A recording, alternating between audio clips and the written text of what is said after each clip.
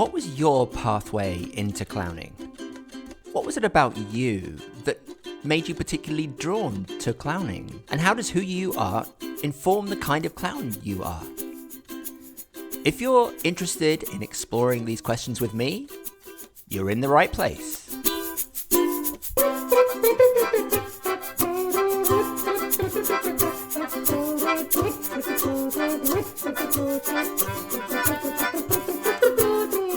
Welcome to the Clown Spirit Podcast. And here's your clowntastic host, Mr. Barnaby King. Now, in the many conversations I've done over the past 3 years, the focus is normally on my guests, and I don't really get to talk very much about my own path to clowning. Today, I thought it might be interesting to reflect a little bit on that. What made me become a clown? Or want to be a clown in the first place? And is there something about a person's history, their past, their story, their life that makes them particularly liable to become a clown? And what can we learn about clowning, the phenomenon of clowning, from such an observation? I hope that in my story there'll be aspects that you recognize and resonate with. Perhaps this is in a way everyone's story, though the details will of course be different. I was not born a clown. Some people are.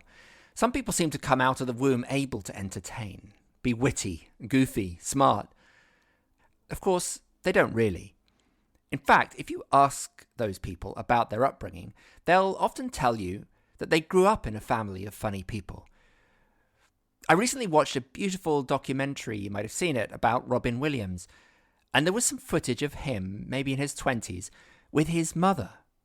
And they were just exchanging the most hilarious, witty banter back and forth, almost competing for who could be the funniest. They had almost identical sense of humour and this ability to be spontaneously incredibly funny.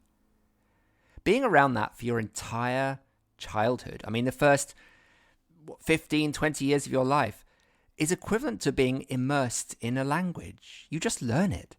It becomes second nature. Observation, imitation, practice, habit building, all the things, all the ways that you learn any skill.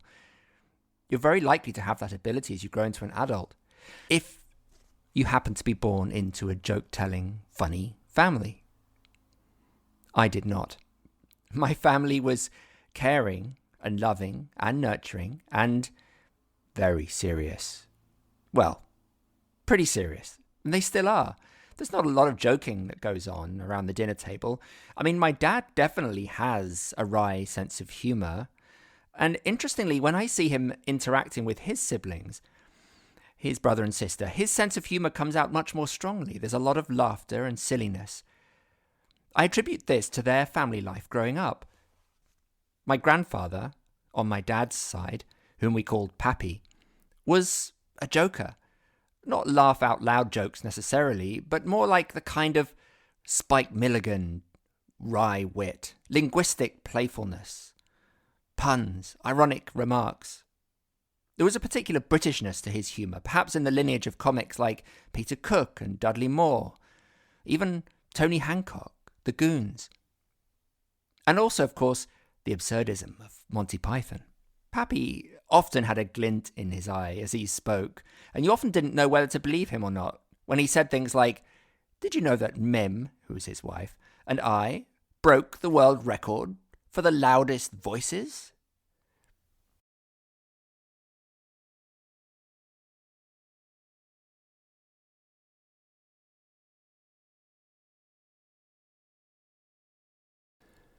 Maybe I inherited something of Pappy's tendency to see the funny side of things, but generally speaking, his silliness did not transfer into our family life growing up. All of this is to say that I didn't grow up funny. Yet this apparently did not prevent me from becoming a clown. So the kind of person who becomes a clown is not necessarily a naturally funny or clownish person. In fact, in school I was quiet, shy, somewhat sensitive, tending toward the melancholic. I had a sense of also superiority of being sure that I was right. I took myself and life seriously. I was competitive, anxious, approval-seeking, insecure, envious of others' talents, and I think often came across as rather arrogant. So how did all of this culminate in becoming a clown, of all things? In fact, I think it was this explosive and contradictory medley of flaws that made me the perfect clown. Rather than hiding behind the smooth and tension-releasing screen of comedy and humour, I was in possession of a kind of rawness, a vulnerability that was a little dangerous at times. But once I learned to own and play with these qualities, it started to become interesting to other people. I think there were 3 qualities that I want to hone in on that I had as a young person growing up and still have to some degree, which ironically allowed me to become a clown, or rather provided the fuel when I finally did become one.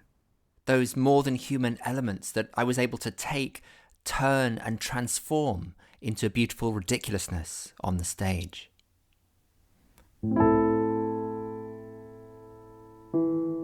The first quality was that I was sensible.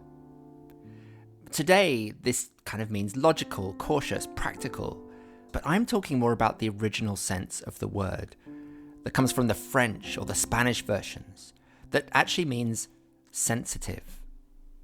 I was a deeply sensitive child. I was easily upset by all kinds of things. Life was a continual emotional roller coaster.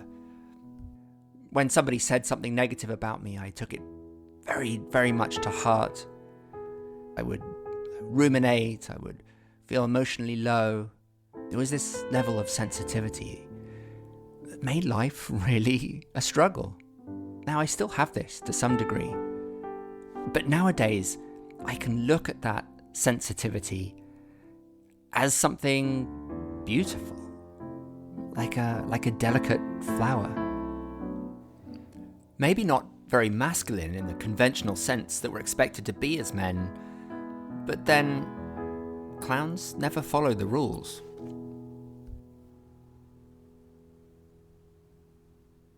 The second quality that I recognize from myself from very early on is I was scared a lot. I was fearful. I was anxious about getting things wrong, about being seen as stupid, not fitting in.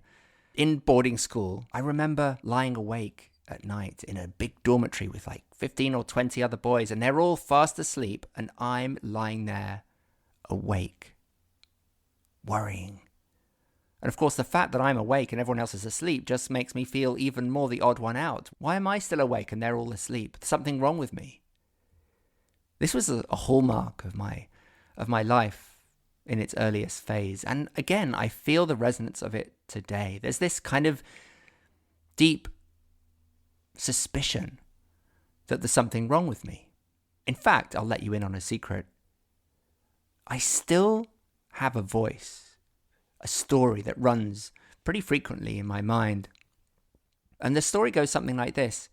Whenever anybody is nice to me or says something good about me, it's because they feel sorry for me.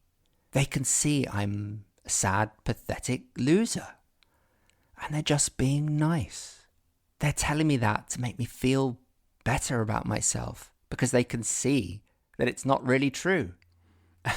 It's funny because, I catch myself thinking that a lot. Whenever I get a compliment, somebody expressing gratitude for my work on Facebook or in an email, I think, oh, maybe they're just saying that to be nice, to make me feel better. So the fear of being wrong, being different, feeling like a failure a lot of the time, comparing myself to others unfavorably, feeling like I never knew how to mix socially, afraid of saying the wrong thing, even when I knew the answer. Sound familiar? This is a kind of a handicap for a child and for a human being. But again, this kind of handicap, such flaws, stupidities, are a beautiful playground for clowning. I just didn't know it yet. The third aspect that I want to mention, and it's another S, is superior. And this is an interesting one because it's almost the flip side of scared. Because on the one hand, I felt that I was inferior, a failure compared to everyone else. But at the same time, at the exact same moment, I had this kind of belief that everyone else was wrong and I was right. And this could become a source of great frustration for me, inner turmoil. I wanted to shout out, stand up and yell at the top of my voice that, no, you're wrong, listen to me. I was incensed, and often this got me into trouble at school because sometimes when I saw a teacher who I thought said something wrong in class, I would argue with the teacher. I wouldn't know when to shut up, when it was a good idea just to stay quiet. I think over time I kind of learned that lesson, but too much. And even to this day, I find it difficult to speak out when I see people in positions of authority acting unjustly or saying things that I disagree with, even though I really want to. So 3 aspects of my character that all felt like defects. That I was sensible or sensitive, I was scared, and I was superior. This was a kind of a heady mix. I think the fact that I saw them as negative was something that I learned, was taught. When I was 12, I remember the moment that my head teacher took me aside to tell me that I had not been chosen as head boy for my final year, a position I really, really coveted. And the reason he gave was, and I quote, "We think you're too volatile." Now, this is probably a reference to the fact that I would, as I said, argue with teachers. I would also get into fights with other kids sometimes, often as a result of harassment and bullying. I would fly into rageful fits and throw things around and get really angry. And I believed this story that the head teacher told me, that it was my fault, even though I think, reflecting now, it was a perfectly rational and reasonable response to bullying. It was a long time before I could turn that belief around and see those weaknesses as strengths and embrace that volatility as something I could use to make a very particular kind of art. Now, let me fast forward to the moment in the year 2000 that I discovered clowning. Of course, I had been involved in theatre and performance for a really long time by that point. In fact, I loved theatre. I performed on stage as often as I possibly could. And although I didn't generally get lead roles, again, another perfect attribute for a clown, I did find that I loved the feeling of freedom that I had when performing in front of people. In the limelight, I thrived. I was able to deliver funny lines. I loved coming up with absurd and ridiculous scenarios for skits to play in front of audiences. But most of all, I just felt more myself. I felt released from those pressures and strictures to be a certain thing, to say the right words. I felt free when performing in front of people. But I never thought of it as clowning. One day in 2020, the artistic director of the company I was working for, which was called the Theatre Company blah blah blah in Leeds, that was actually the name of the company, Anthony Haddon brought a clown teacher into town. The clown teacher's name was Sue Morrison. Anthony had taken a workshop with Sue the previous year with Philippe Gaulier. They'd both been in the class together, and he'd been really struck by her approach to clowning, which was based loosely on or inspired by a Native American concept of clowning. She'd been a student of Richard Pochinko. Pochinko had created a really unique approach to clowning that was a kind of hybrid, a kind of blend of European and First Nations clown concepts, integrating masks, emotion work, color work, sound, movement into the kind of comical circus clown traditions, blending it all together, and really treating clown as something sacred, spiritual, the ritual clown, giving it a sense of importance that has been really lost in modern American society. I didn't know anything about this at the time. I went into Sue's class knowing very little. But by the time the first day had concluded, I realized that this was something quite extraordinary, something very different from what I had understood clowning to be until that minute. It required this barefaced audacity, courageousness, to simply stand in front of a group of people and do almost nothing. Naked, vulnerable, unable to protect yourself with a script or an action or a story, letting yourself be seen. For somebody who was already afraid of how they were seen by other people, this was terrifying and exhilarating. The exercise that really shifted things for me was called Fantastic Spaces. In this exercise, you had to bring an object or objects that were special to you or meaningful, and you came out in front of the audience. I can't remember now if we were wearing red noses or not. And we simply were to be with the object, have a feeling about it, and share that feeling with the audience. Eye contact was crucial. Stay in connection with the audience. Stay in connection with the feeling that the object brings up in you. And allow that feeling to be shared between you and the audience.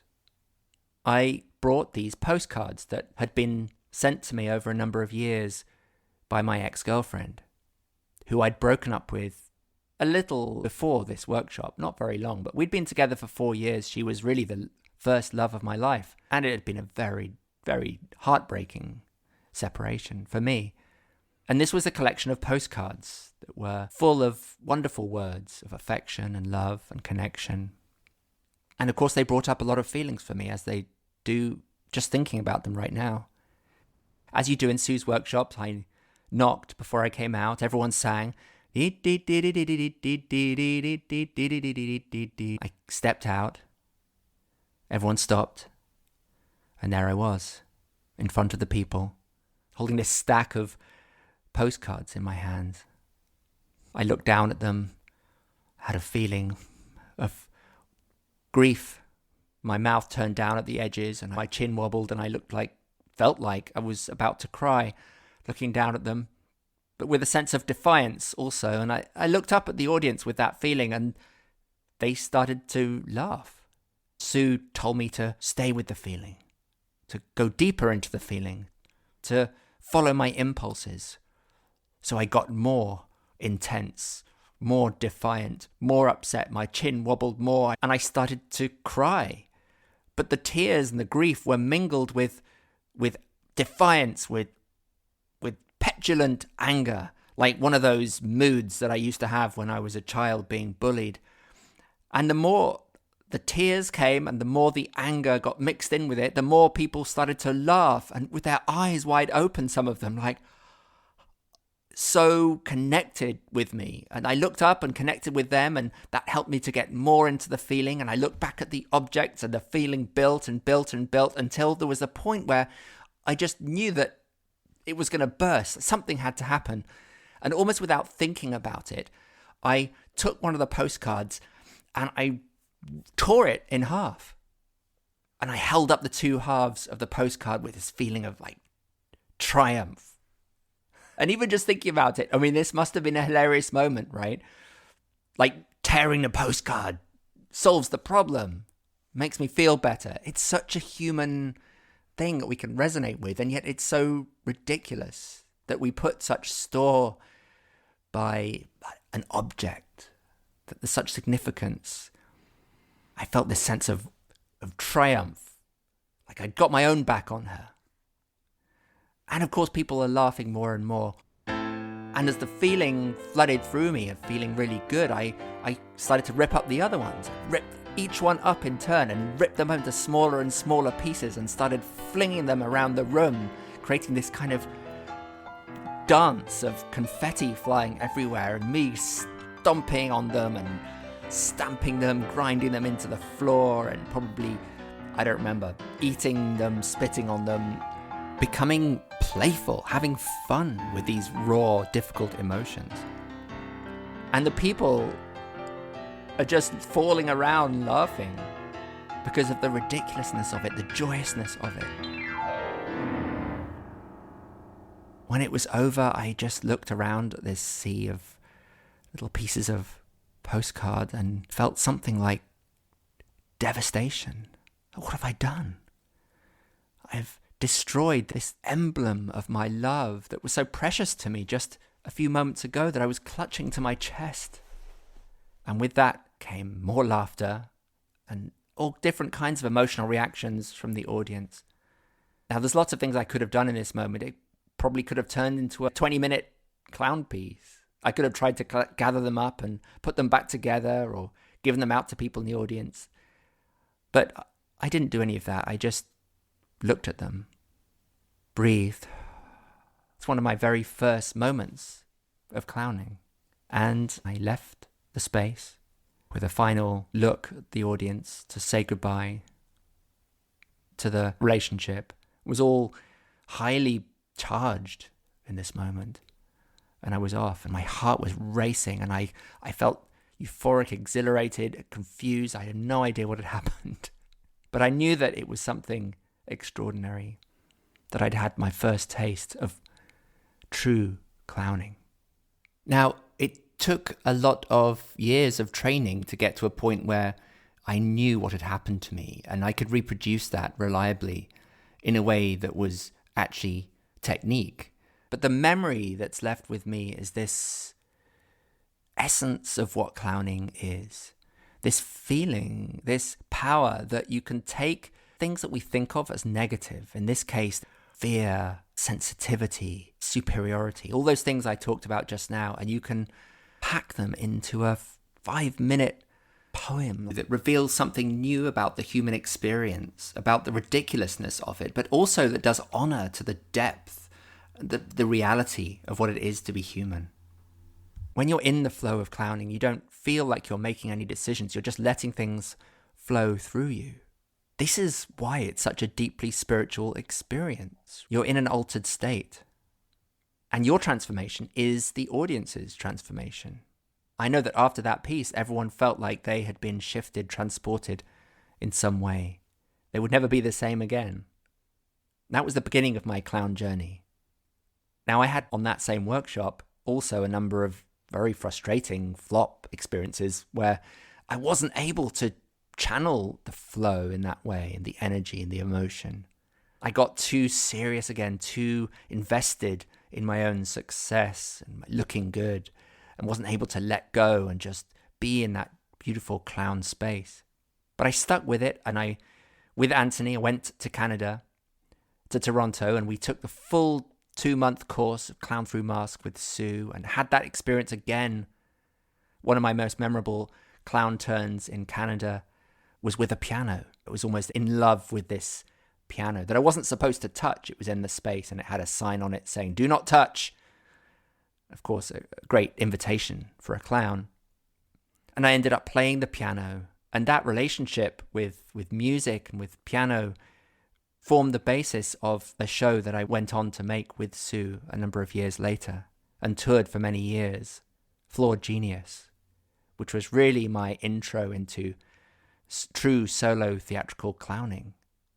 In that show, that essence that I discovered in that first turn with the postcards was really the underpinning concept of the entire show. Flawed genius. This sense that I ought to be something bigger, greater, more successful than I am. This desire to be successful. I just want to be the best, was one of the lines in the show. But I'm not. I'm just a flawed genius. And all this frustration was a beautiful space to play in.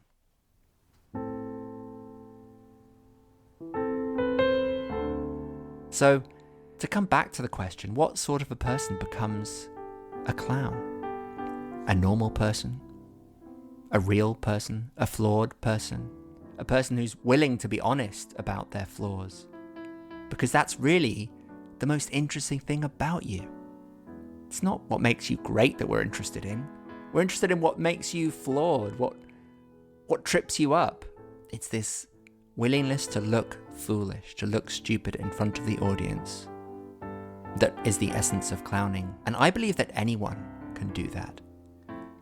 So really my answer of what kind of a person becomes a clown is anyone, any one human being who decides it's time to be authentic, to be honest, to be generous with their own flaws, to stop suffering about them, and instead to turn them into a beautiful gift to share with the world, which, when shared with generosity, produces transformations in other people's understanding of the world, of themselves, their own ability to let go a little bit of the suffering around their own flaws, because they can see that they're not the only one. We realize that we're not unique in our ridiculousness. One final line from my show that I want to share with you. Every time I play a chord, I think of something awful that happened to me, and that helps. Maybe that's the artist's lot in general. It's our job to process and channel the awful things and turn them into gold.